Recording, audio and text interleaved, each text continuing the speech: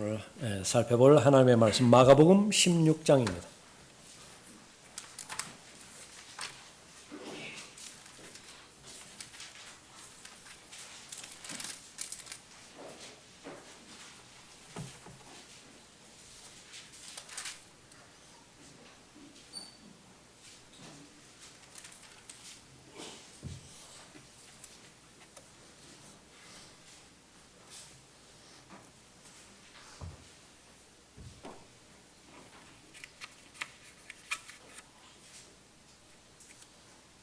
마가복음 16장 9절부터 14절까지 받들어 읽겠습니다.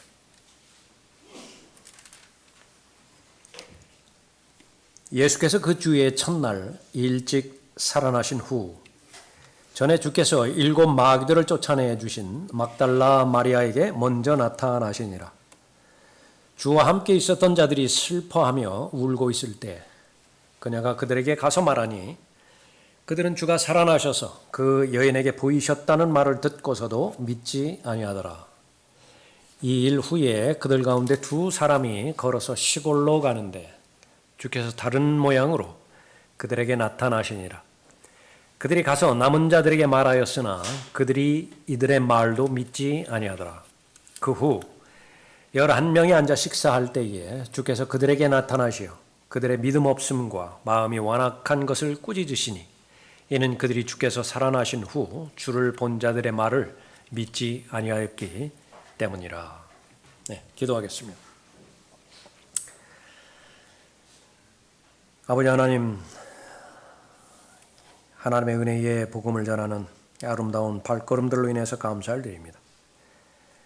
지난주에도 하나님께서 기회 주시는 대로 또 문 열어주시는 대로 담대하게 주님께서 구비시켜 주신 마음을 통하여 복음을 증거하였고 또 예비된 준비된 혼들이 주께로 인도되어져 왔습니다. 주님의 피로 사신 교회에게 맡겨주신 그 사역들이 들림받아 올라갈 그때까지 최선을 다해서 온전히 실행되어질 수 있도록 하나님께서 지켜 보호해 주시고 무엇보다도 구령자들, 거리 설교자들 또 지치지 않도록 잘 돌봐 주시길 원합니다. 교회 전체가 이 일을 위해서 기도하게 해주시니 또 감사를 드립니다. 저희들은 뿌릴 뿐입니다. 물을 줄 뿐입니다. 자라게 하시는 분은 하나님이시고 또 열매를 거두시는 분도 또 하나님이십니다.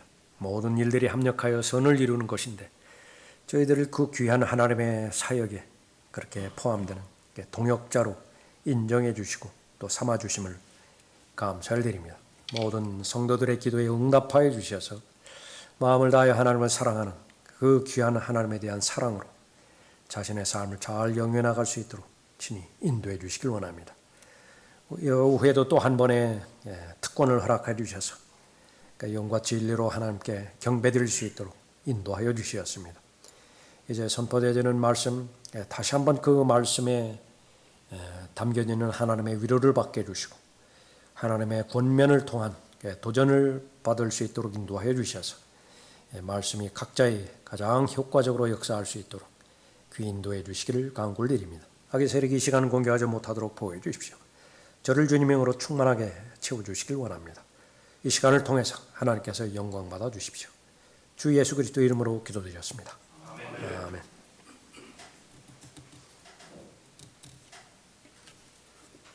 부활의 능력이라고 하는 제목으로 말씀드리겠습니다.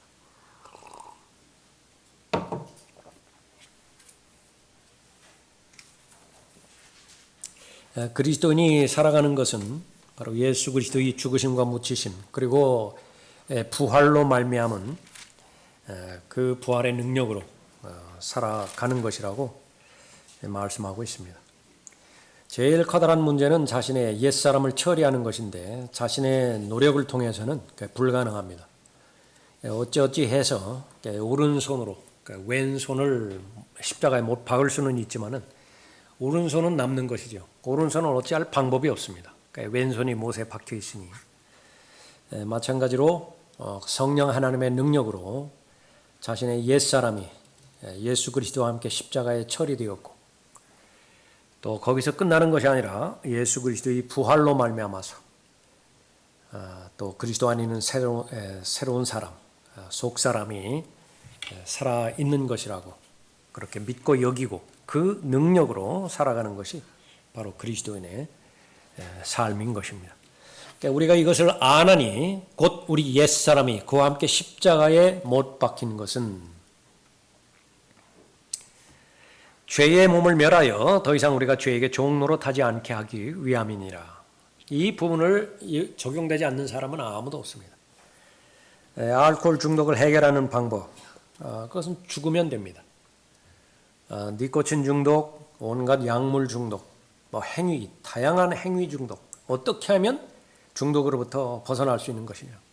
호흡이 끊어지면 돼요. 호흡이 끊어졌는데 더 이상 그것을 할 수 있는 사람은 아무도 없습니다. 그것이 다라고 한다면 모든 사람은 염세주의자가 되어야 될 것입니다. 그것이 종착역입니다. 그러나 그리스도인에게는 하나님의 능력이 부여되어 있죠. 이는 죽은 자가 죄로부터 자유롭게 되었기 때문이라. 이제 우리가 그리스도와 함께 죽었으면, 여기까지는 됐고요. 죽었으면 또한 그와 함께 살 줄을 믿으며 그리스도께서 죽은 자들로부터 일으켜지셔서 다시는 죽지 아니하시고 사망이 더 이상 그를 주관하지 못하는 줄 우리가 아노라 말씀하고 있습니다. 이것을 은혜라고 말합니다. 우리가 죄의 종로로 타지 않고 죄의 통치로부터 자유로운 삶을 살 수 있는 것은 은혜의 능력 때문인데 그것은 부활의 능력입니다. 죄가 너희를 주관하지 못하리니 그렇지 않은데요. 지금 온통 죄 속에 흠뻑 빠져서 지금 겨우겨우 하나님 앞에 다른 사람의 도움을 받아서 경배드리고 있는데요. 다 그래요. 다. 그러지 않은 사람 없습니다. 그러나 분명하게 우리가 믿음으로 외쳐야 될, 주장해야 될 진리의 말씀은 더 이상 죄가 나를 주관하지 못해. 죄가 너희를 주관하지 못하리니 이는 너희가 율법 아래 있지 아니하고 은혜 아래에 있기 때문이라. 하나님의 은혜의 능력으로 구원을 받았다라고 한다면 동일한 하나님의 은혜의 능력으로 우리가 그리스도인으로서의 삶을 잘 살아가는 것입니다. 이는 내가 그를 알고 그의 부활의 능력과 그의 고난의 교제를 알아 그의 죽음의 본을 따르려 함이며 어떻게 해서든지 죽은 자들의 부활에 이르려는 것이라. 그래서 부활의 능력으로 살아가는 것이 그리스도인의 고백인데, 시인인데 바로 예수 그리스도의 죽음과 부활 그 사실을 그대로 잘 받아들이는 것이죠. 그것이 이제 역사적으로 그 믿음의 고백이 시작된 것이 오늘 읽은 본문입니다. 마가복음 16장에서 예수 그리스도께서 십자가에 달려 돌아가셨고 붙이셨고 성경의 예언대로 부활하셨습니다. 부활의 능력, 그 능력을 가지고 살아가는 사람이 그리스도인인데 자꾸 마귀는 공격하죠. 그 부활의 능력, 거기는 한계가 있으니까 자신의 능력으로 살아가도록 획책합니다. 그것을 이길 수 있어야 됩니다. 또 너무나 그 시험과 유혹과 죄의 공격에 지친 나머지 이제 자포자기한 그런 그 삶도 있습니다. 죄를 범하고 쓰러지는 것, 그것은 하나님께서 미리 말씀하셨어요. 얼마든지 그럴 수 있습니다. 그러나 하나님께서 더 이상 그 사람을 주관할 수 없는 것은 쓰러진 다음에 다시 일어나지 않는 거예요. 쓰러진 다음에 다시 일어나야 됩니다. 다시 일어나야 돼. 그리고 다시 다 재편성하고 하늘을 향해서 고백하고 세상을 향해서 고백해야 됩니다. 나는 그리스도 안에 있는 새로운 피조물이라고. 마귀가 던져주는 수없이 쏘아대는 불화살, 죄책감, 다양한 죄책감인데요. 부활의 능력으로 그것을 모두 다 막아내야 됩니다. 그리고 나서 살아가야 되는 것입니다. 그래서 많은 성경에 본이 되어야 될 그런 인물들이 있지만은 그 가운데 빼놓지 말아야 될 인물이 야곱입니다. 야곱처럼 많이 실패한 인물이 어디 있어요? 그러나 끝까지 일어나죠. 또 일어납니다. 또 일어납니다. 그것이 바로 하나님의 능력으로, 부활의 능력으로 살아가는 사람입니다. 부활의 능력, 하나님의 자녀가 살아가는 능력입니다. 그 능력은 어떤 능력입니까? 첫 번째로 이 부활의 능력은 위로의 능력이 있습니다. 9절 보십시오. 예수께서 그 주의 첫날 일찍 살아나신 후 전에 주께서 7 마귀들을 쫓아내 주신 막달라 마리아에게 먼저 나타나시니라. 주와 함께 있었던 자들이 슬퍼하며 울고 있을 때 그녀가 그들에게 가서 말하니 그들은 주가 살아나셔서 그 여인에게 보이셨다는 말을 듣고도 믿지 아니하더라. 그 전절을 보십시오. 16장 8절에 그들이 빨리 나와 무덤에서 도망치더라. 여기에 막달라 마리아도 포함이 됩니다.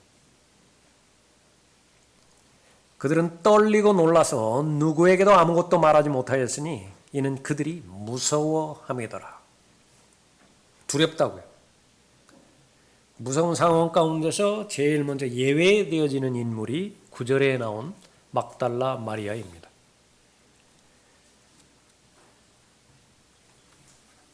예수님께서 마리아에게 먼저 나타나셨죠. 사도들 중에서도 가장 많이 사랑한 사도가 있죠. 그러니까 여인들도 마찬가지입니다. 여인들 가운데서도 가장 사랑한 여인들인데 그 중에 하나가 막달라 마리아. 특별히 이 예수님께서 마리아를 사랑하셨습니다. 특징은 7 마귀들을 쫓아내 주셨다 그렇게 말씀하시죠. 마귀 들린 사람은 소망이 없어요. 마귀 들렸다라고 하는 것은 신약 교리의 관점에서 볼 때 의지를 점유당하였다라고 하는 그 부분이거든요. 평상시에는 그냥 내버려 둡니다. 그냥 하고 싶은 대로 다 하라고요. 그러나 마지막 제일 높이 올라갔을 때에 그것을 허용하면 이제는 마귀는 위험해져요. 그때에 밑을 쳐버립니다. 어느 지점까지 올라간 지점에서 쳤을 때에 그 파괴됨이 가장 큰 것이냐, 그것을 마귀는 알아요. 그래서 모든 것들을 다 허용하지만은 결정적인 순간에 쳐버리는데요. 그때의 마귀의 공격이 불합니다. 근데 막아낼 힘이 없어요. 의지로 막아야 되는데 그 의지를 빼앗겨 버렸어요. 그러니까 마귀로부터 내가 자유롭게 되어졌을 때는 그 사람의 의식, 그 사람의 의지, 그것을 자신이 찾아와야 되는 것입니다.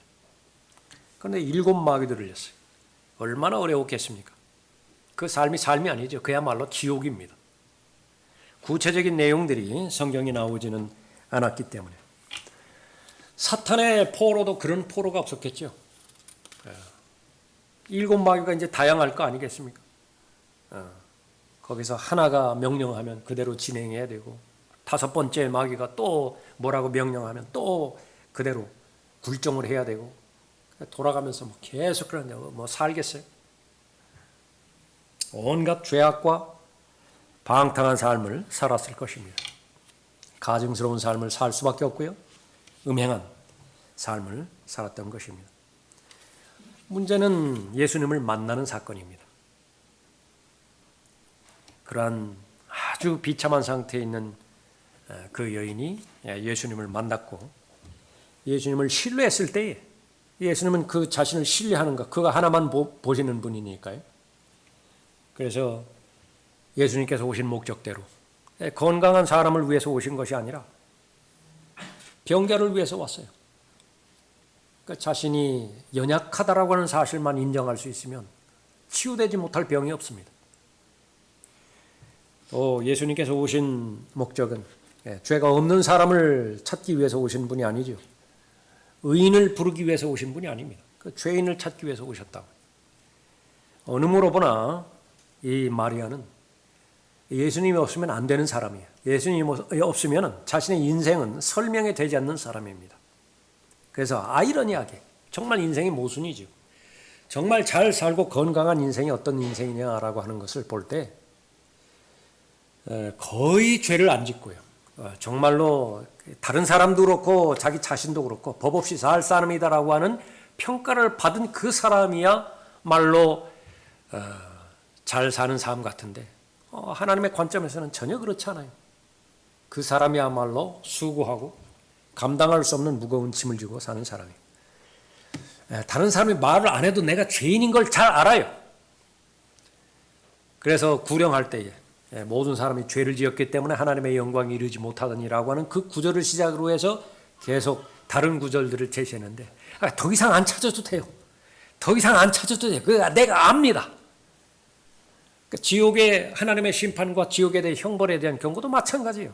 내가 지옥에 안 가면 도대체 누가 지옥에 가나요? 그런 사람이라고요. 그런 사람에게 정말로 이제는 듣고 싶어하는 소식. 예수님께서 다 해결해 주신 것입니다.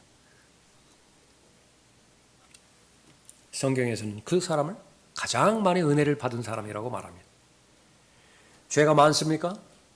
그 죄가 탕감되기 위해서는 그 죄들을 없앨 수 있는 은혜의 능력이 더 커야 됩니다. 그런데 나중에 알았거든요. 그 사람만 그렇게 죄가 많은 게 아니에요. 그 사람만 자기는 지옥에 갈 수밖에 없는 합당한 사람이라고 그렇게 고백한 것이 아니에요. 내가 드러나지 않았다 뿐이에요. 그 사람은 표출된 사람이고, 다시 말하면 현장에서 붙잡힌 거예요. 죄 짓다가. 나는요, 안 잡혔어. 그래서 안심이 되는 겁니다. 그 다음번에 또 반복을 하는데 또 안 들켰어요. 리플리 증후군에 완전히 기만당한 거예요. 확인이 안 되니까 나는 죄가 없다.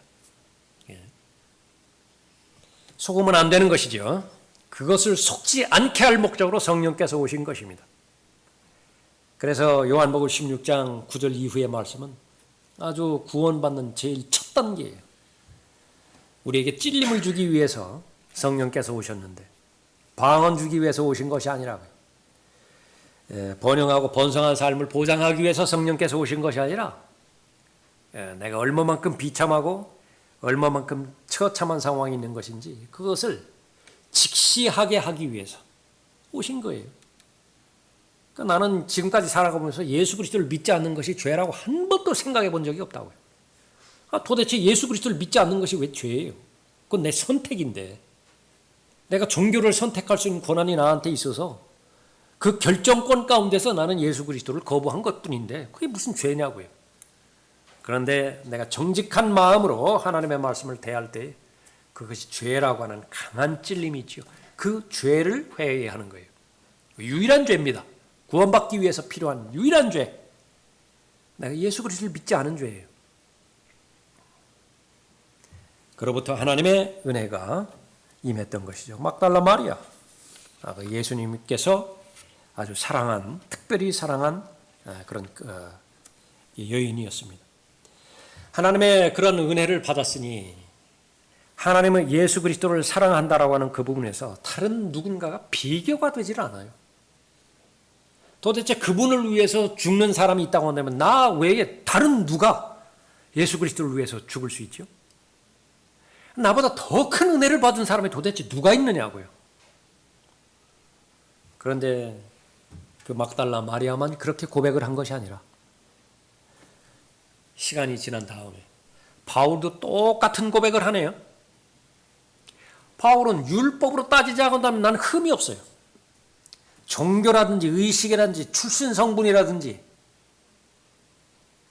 자신의 사회성이라든지 이 부분에 있어서는 나도 할만해요. 근데 교만해서 그렇게 한 것이 아니라 그 사실이에요. 그런데 하나님의 은혜를 받고 나서 수많은 죄인들이 있지만 그 가운데서 제일 우두머리예요. 그냥 겸손 떠느라고 한 얘기가 아니라 사실 실체를 이야기하는 것인데 막달라 마리아만 그런 것이냐? 구원받은 사울만 그런 것이냐? 아니, 모든 사람이 다 그렇다. 아담의 타락한 본성을 가지고 있는 모든 사람은 다 하나님의 은혜를 은혜로 알기만 한다라고 한다면 마음을 다하여 하나님을 사랑한다라고 하는 것인데 그것이 이상할 리가 없어요. 그건 너무나 합당한 것이라. 예수님께서는 그 마리아의 사랑, 마리아가 드린 헌신, 그것을 아주 존중하셨습니다. 그 증거가 부활하신 다음에 제일 먼저 나타나셨어요. 마리아에게. 그러니까 이거보다 더 큰 영광이 어딜까요? 제일 첫 번째 봤습니다. 첫 번째. 부활하신 사실. 누가복음 7장에서 그러니까 죄 많은 여인이 예수님의 발에 앞에 그 향유를 붓고 또 눈물로 씻은 사건, 그것을 우리가 알 수 있죠. 그러니까 똑같은 심정입니다. 내가 더 큰 하나님의 은혜를 받았다. 그러면 예수 그리스도를 사랑하는 데 있어서 어떤 거리낌도 없는 것을 말하는 것입니다. 마리아는 예수님을 간절히 찾았습니다. 예수 그리스도 이 부활에 대해서는 아직까지도 마리아도 역시 마찬가지로 다른 사람들과 같은 처지에 있었습니다. 그러나 마지막 순간 장례를 잘 치러야 되겠다라고 하는 그 신념 때문에 무덤에 계속 남아 있었던 것입니다. 예수님의 혈육도 다 떠났습니다. 진짜 가족들도요. 다른 여인들도 다 떠났어요. 그런데 마리아는 여전히 무덤에 남아서 예수님을 찾고 있었습니다. 슬픔 가운데서도 주님을 기다렸기 때문에 부활하신 주님을 만나게 된 것입니다. 그러한 마리아를 주님께서 위로하십니다. 그럼 위로의 내용은 무엇이냐? 능력입니다. 사람의 한계는 누구죠? 그러니까 위로할 수 있죠. 그러나 그 위로에 능력을 주는 것과는 별개입니다. 능력을 줄 수가 없어요. 회복이 돼야 되는데, 삶의 문제가 해결이 돼야 되는데 사람은 거기까지는 가지는 못하는 것입니다. 그러니까 하나님의 위로는 회복을 시켜주는 것입니다. 그 사람의 마음의 어두움이 들어지게 만들었던 그 어둠의 원인을 몰아낼 수 있는 힘이 있다고. 그러니까 똑같이 역시 마찬가지입니다. 소망이라고 하는 것은 그런 힘이 있습니다. 그리스도는 영생의 소망이 있죠. 그리스도인에게는 부활의 소망이 있습니다.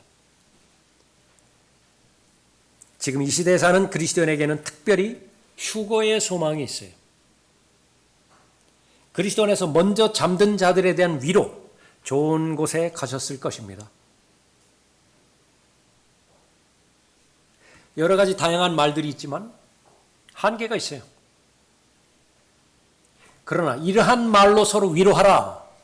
하나님의 약속의 말씀이 자신의 믿음과 결합이 되었을 때는 지각을 초월하는 하나님의 평강으로 그 사람의 마음을 통제해버립니다. 어둠을 몰아내버리는 거예요.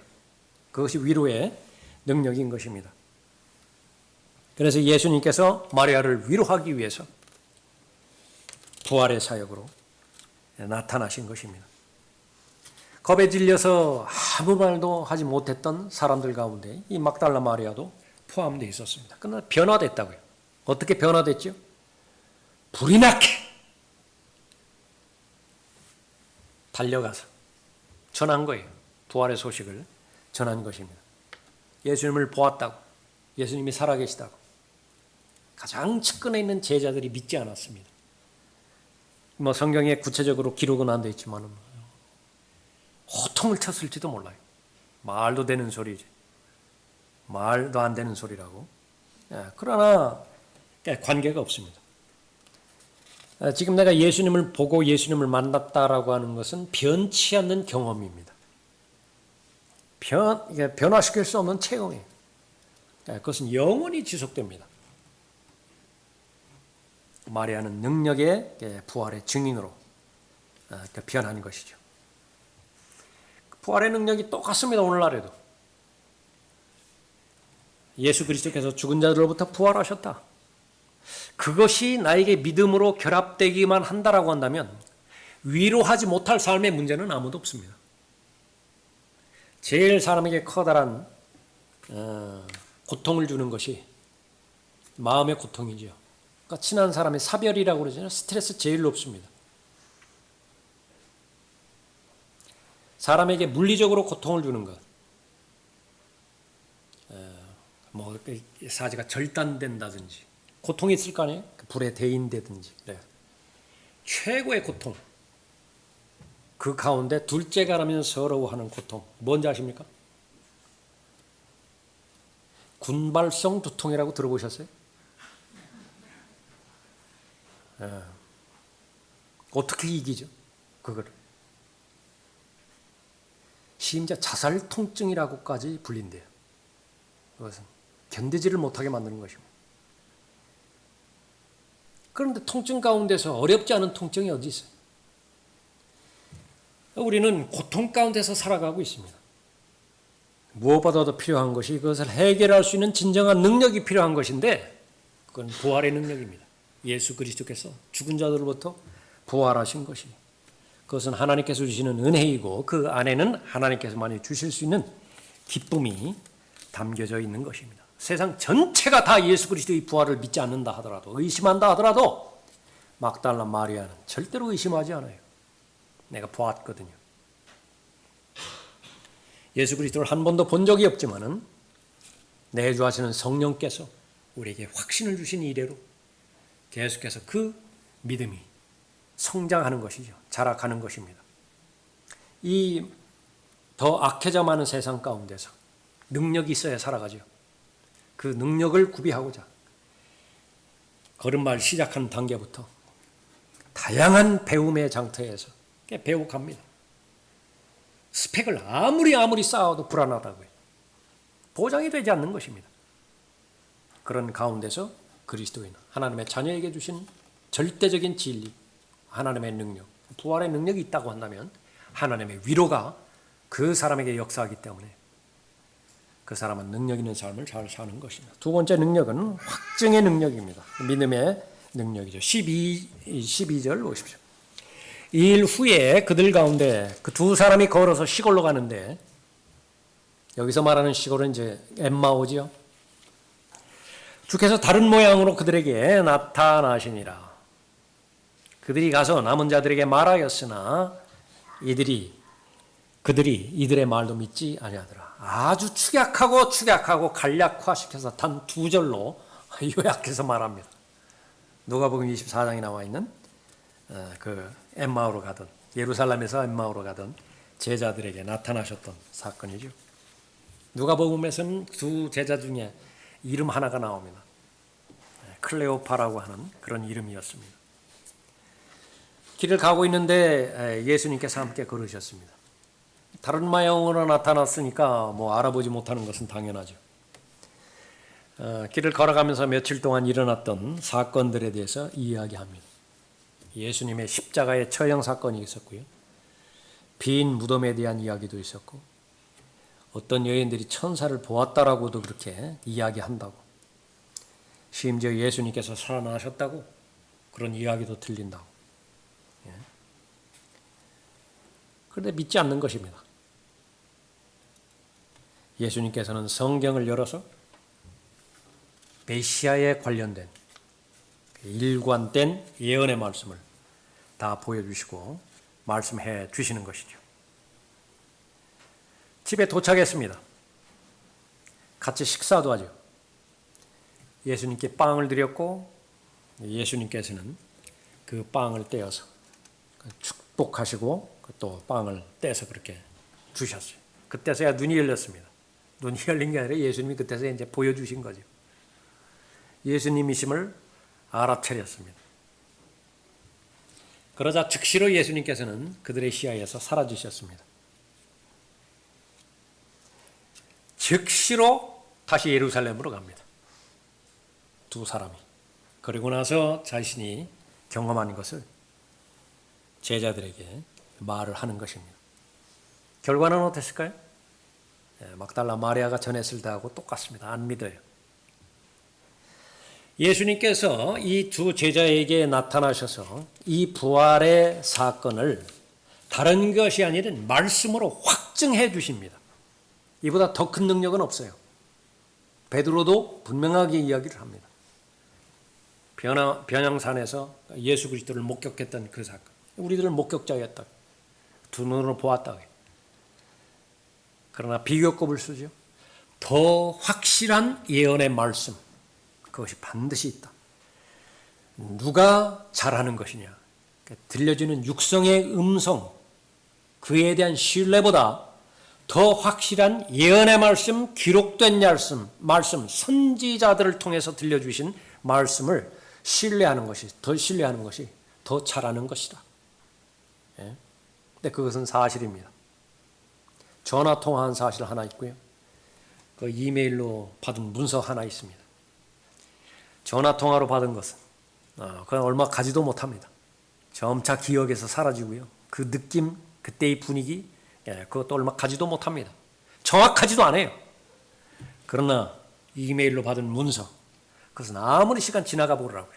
그 변하나 바뀌어지는 것이나 내 감정과 정서는, 기분은 바뀌어질 수 있지만은, 그러나 사실 그 자체는 절대로 바뀌어지지 않습니다. 무엇이 더 확실하죠?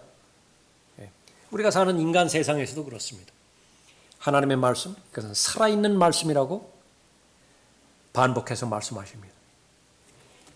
아담의 모습을 만들어 놓고 거기에다가 하나님 출처가 하나님인 하나님의 입김을 불어넣었더니 살아있는 혼이 되었대요. 그 똑같이 책에 적용합니다. 책에다 글을 썼어요. 거기는 역사책도 있고 철학책도 있고 과학책도 있고 그러겠죠. 그런데 그 책 가운데 어느 책 하나에다가 똑같이 하나님께서 하나님의 출처가 되는 입김을 거기다 후 하고 불어넣었더니 이게 살아나 버렸어요. 책이 살아나 버렸다고요. 사람처럼 된 거예요. 사람처럼. 그러니까 그것이 바로 하나님의 영감으로 주어진 책입니다. 부활의 사건, 부활의 사역, 이것은 말씀으로 확증될 때에만이 그것이 의미가 있다 말씀하십니다. 그때 주께서 그들에게 말씀하시기를 어리석은 자들아, 선지자들이 말한 모든 것을 마음에 더디 믿는 자들아, 그리스도가 이러한 고난을 당하고서 그의 영광에 들어가는 것이 당연하지 않느냐? 이것보다 자연스러운 것이 어디 있어요? 이것보다 합당한 것이 어디 있어요? 그런데 왜 이것을 받아들이지 못했죠? 어리석기 때문인데, 그 어리석음이라고 하는 것은 바로 더디 믿는 것이에요. 더디 믿는 것은 골라 믿는 거예요.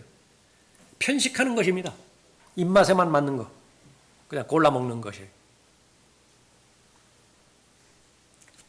모세와 모든 선지자들로부터 시작하여 자신에 관하여 모든 성경에 있는 것들을 그들에게 설명하시더라. 누가복음 24장 25절 이후에 말씀인 것입니다.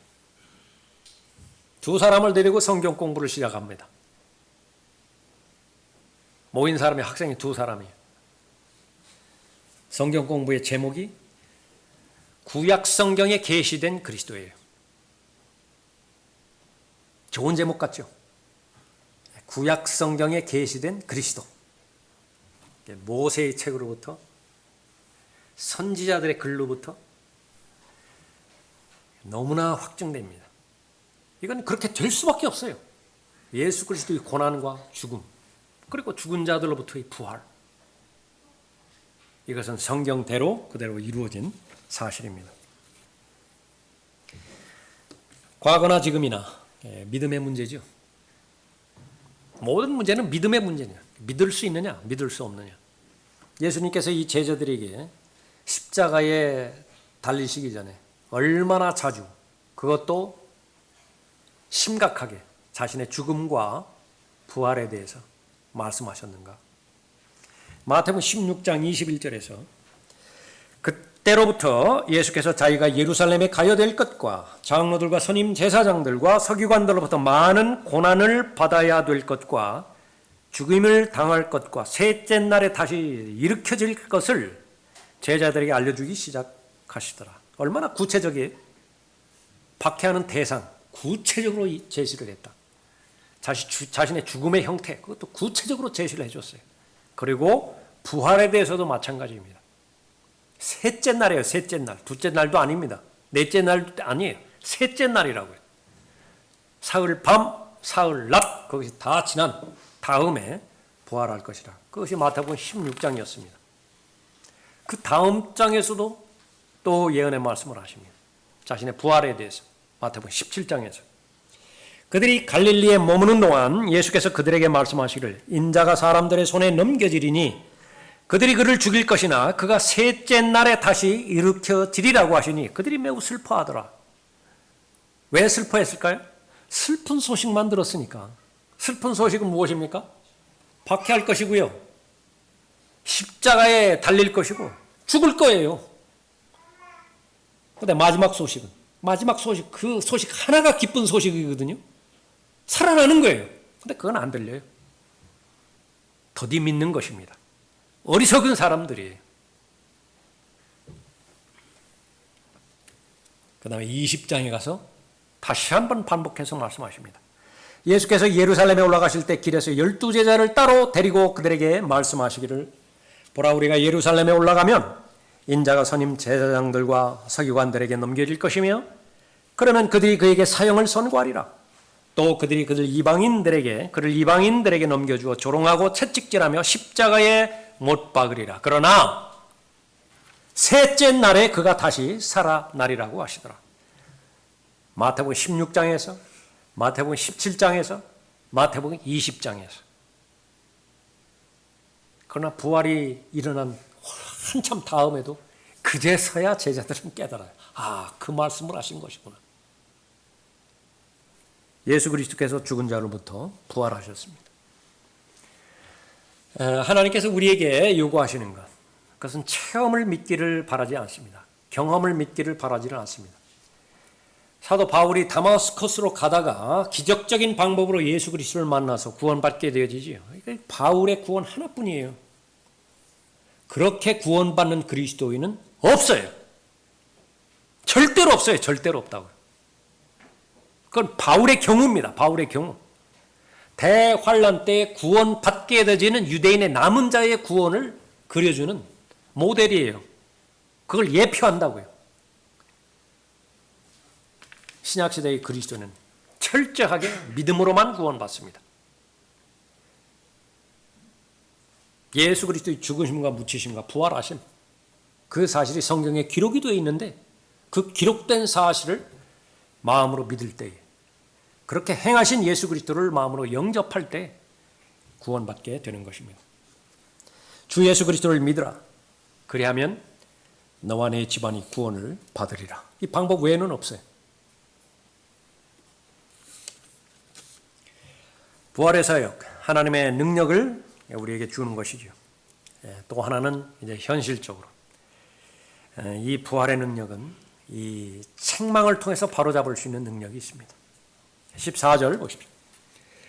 그 후 11명이 앉아 식사할 때 주께서 그들에게 나타나셔 그들의 믿음 없음과 마음이 완악한 것을 꾸짖으시니 이는 그들이 주께서 살아나신 후 주를 본 자들의 말을 믿지 아니하였기 때문이라. 그 역으로 말하면 어떻게 해요? 살아나신 주를 본 자들의 증거, 증언, 목격, 내용, 그걸 믿어야 된다라고 하는 거죠. 그것이 예수님의 기대인데 안 믿었어요. 책망입니다.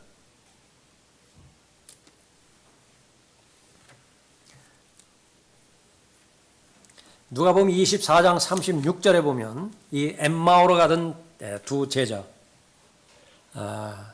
예수 그리스도께서 살아나셨다라고 하는 부활의 소식을 제자들이 전해 들었죠. 그 가운데서 예수님께서 갑자기 나타나십니다. 그들이 이 말을 하고 있는데 예수께서 친히 그들 가운데 서서 그들에게 말씀하시기를 너희에게 평강이 있을지어다라고 하더라. 그러나 그들은 놀라고 무서워서 어떤 영을 보고 있다고 생각하니 주께서 그들에게 말씀하시기를 어찌하여 너희는 불안해하며 어찌하여 너희 마음에 의심이 생기느냐. 부활하셨는데 부활하신 예수님을 보고서도 계속 무서워하는 거예요. 나의 손과 나의 발을 보라. 바로 나니라. 기쁜 소식이죠. 기쁜 소식은 주께서 여기 계시지 아니하느니라. 이곳에 안 계세요. 그러니까 무덤으로부터 들려온 가장 기쁜 소식. 더 이상 여기 안 계세요. 무덤에 안 계세요. 바로 나니라. 똑같은 거예요. 여러분들이 사고로 죽을 수 있죠. 먼저. 그 다음에 부활할 것입니다. 뱀이나 닭으로 다시 태어나는 것이 아니라 여러분 자신으로 부활하는 거예요. 여러분 자신이라고. 바로 나니라. 나를 만지고 보라. 영은 살과 뼈가 없지만 너희가 보는 바와 같이 나는 있느니라고 하시고 이 말씀을 하신 후 자기 손과 발을 그들에게 보여주시더라. 도마에게도 만지겠죠. 그리고 나서 다소 책망하십니다. 보기 때문에 믿느냐? 보지 않고 믿을 수 있어야 하느니라. 그래서 보지 않고 믿을 수 있는 사람, 하나님께서 최고의 믿음으로 여겨주시는 거예요. 가장 귀한 믿음의 사람인 것입니다. 물리적인 증거 없이 오직 믿음으로 부활의 메시지를 전해야 되는 것입니다. 그 사실을 들을 때에 물리적 사실, 물리적인 증거, 그것과는 비교할 수 없는 절대적인 증거, 절대무한 증거, infallible, 사도행전 1장에서 처음 나오는 단어죠. 유일하게 한 번만 나온다. 부활의 증거입니다. 그것으로 받아들인다라고 한다면 예수 그리스도께서 부활하신 그 능력을 소유하게 되어지는 것입니다. 어떤 사람은 예수 그리스도의 부활을 증거하는 데 있어서 어려운 사람이 있고 그렇게 별로 어렵지 않은 사람이 있죠. 그러나 부활의 증인은요, 본 것을 말하면 됩니다. 그 이후에 나타나는 결과에 대해서는 다 하나님께 맡기면 되는 것이에요. 수줍어서 다른 사람을 대하는 것이 너무나 힘들어서 나는 예수 그리스도를 증거하기가 너무 힘듭니다. 라크만 목사님이 한 경험을 통해서 한 형제를 제시를 했는데 그 이름을 지금 기억하지는 못해요. 라크만 목사님의 거리 설교 과정을 통해서 주님 영접하고 구원받았습니다. 본인이 알아요. 나는 부활의 증인이라고. 그런데 사람 만나기가 힘듭니다. 어느 정도 힘든 것이냐? 식료품 가게도 잘 못 간다고요. 그래서 해 떨어지면 가요. 그래야 사람 제일 적게 만나니까. 제안을 했습니다. 소책자들이 있는데 펜사콜라 성경 침례교회에서 발행한 소책자들이 있죠. 그러니까 수백만이 사라진다부터 시작해서 그것을 붙이는 것입니다. 그러고 나서 다시 이렇게 다시 받는 카드 그걸 무엇이라고 그러죠? 그것까지 동봉해서 보내는 것입니다. 관심이 있고 영접했다고 한다면 다시 카드로 연락하라고. 거기서 그 소식을 듣고 변화받은 사람, 구원받은 사람이 다시 카드를 보내는 것입니다. 도전합니다. 이 사람보다 더 사람 만나기 힘든 사람이 있느냐? 더 있을지 모르겠죠. 여러분 가운데. 그러면서 계속 도전하십니다. 그러니까 이런 사람도 이렇게 하는데 당신의 변명은 무엇입니까? 당신이 부활의 증인으로서 입을 닫고 있는 변명거리는 무엇입니까? 참으로 도전이 되었습니다. 부활의 능력, 그리스도인이 삶을 살아갈 수 있는 그런 능력입니다. 이 부활의 능력으로 말미암아서 이 악한 세상을 살아가는 데 있어서 참된 하나님의 위로가 절대적으로 필요하죠. 부활의 그 소식을 통해서 위로의 능력이 우리에게 오는 것입니다. 이 부활의 능력을 통해서 하나님의 말씀을 더 견고하게, 더 확증적으로 믿을 수 있는 힘이 우리에게 생기는 것입니다. 정말 빈 무덤을 두 눈으로 본 것보다 실제로 기록된 말씀의 증거들을 믿음으로 받아들이는 그 믿음의 힘이 비교할 수 없을 정도로 더 큰 것입니다. 심지어 이 여인들이 보았던 부활하신 예수 그리스도를 두 눈으로 본 것보다 기록된 말씀 것처럼 고린도전서 15장 3절 4절 간단하게 부활에 대해서 나왔다. 예수 그리스도의 죽으심과 묻히심과 부활하심, 셋째 날에 성경대로 부활하셨다고 기록이 되어 있는데 어린 아이와 같은 마음으로 믿었어요. 그랬더니 그 기록에는 살아있는 하나님의 책이기 때문에 내 마음 가운데 들어왔을 때에 세상이 주지 못하는 힘과 능력을 나에게 주는 것이죠. 그러니까 부활은 사실이에요. 역사적인 사실이고 하나님의 예언의 그 말씀의 증거가 되는 것입니다. 마지막 한 가지 더 힘을 주죠. 부활을 믿을 수 있다면, 부활의 능력을 내가 소유할 수 있다면 여러분 믿음의 분량에 맞게 여러분의 처한 환경과 여건 가운데서 부활의 증인으로서 삶을 살아가는 것입니다. 예수 그리스도께서 죽은 자들로 부활하셨는데 계속 꽁꽁 싸매고 있다. 그걸. 그 무슨 의미가 있죠? 부활의 소식이 무슨 의미가 있어요? 그건 널리 퍼져야 됩니다. 널리 알려져야 돼요. 아무리 밝은 빛이라 하더라도 거기에 버켓으로 뒤집어 씌워놨다. 빛이 새어나가지 못하게 한다. 빛이 무슨 의미가 있어요? 그러나 부활의 능력을 내가 믿음으로 믿을 수 있다면 그 부활의 증인으로서 이끌어 삶을 살아갈 수 있는 능력도 우리에게 주시는 것입니다. 기도하겠습니다. 아버지 하나님, 하나님의 어린 양으로 이 땅에 오신 예수 그리스도의 죽으심과 모치심과 부활하심의 사실로 인해서 하나님의 은혜로 말미암아서 지금 각자의 성도들의 이 위치에 있게 되어 있습니다. 주님, 그 사실로 인해서 하나님 앞에 감사를 드립니다. 이제는 영생의 소망과 또 부활의 소망을 지닌 부활의 증인으로서의 삶을 계속해서 살아갈 때에 다시 오셔서 저희를 데려가실 재림하실 예수 그리스도를 기다리는 소망 가운데 저희를 살아가게 해주고 계십니다. 세상은 더 악해져 가고 있습니다. 더 하나님을 대적하고 하나님을 모독하며 참으로 하나님에 대한 베풀어 주신 은혜에 대한 감사가 발견되지 않는 그런 그 시점에 살아가고 있습니다. 그러나 그 가운데서 소수의 무리들이 오후에도 주님의 이 거룩하신 이름으로 영과 진리 안에서 주님께 경배를 드리고 있습니다. 한 사람 한 사람 마음의 상태와 영적인 상태를 잘 알고 계십니다. 그 어느 때보다도 하나님의 위로의 능력이 필요하고 그 어느 때보다도 부활의 사실이야말로 절대무한 하나님의 확정적인 사건이라는 확정의 사실이 필요한 때이며 그 어느 때보다도 부활의 증인으로서의 그 능력이 필요한 때를 살아가고 있습니다. 하나님께서 그 모든 헌신과 그 모든 수고를 기억하시고 또 기뻐 받아들여 주시기를 간구를 드립니다. 이 하나님께서 불러주신 소임이 들림받아 올라갈 그때까지 지속적으로 유지되어질 수 있도록 힘주시고 격려하여 주시고 용기를 통하여 독려해 주시기를 간구를 드립니다. 주 예수 그리스도 이름으로 기도드렸습니다. 아멘. 다 같이 일어나시겠습니다.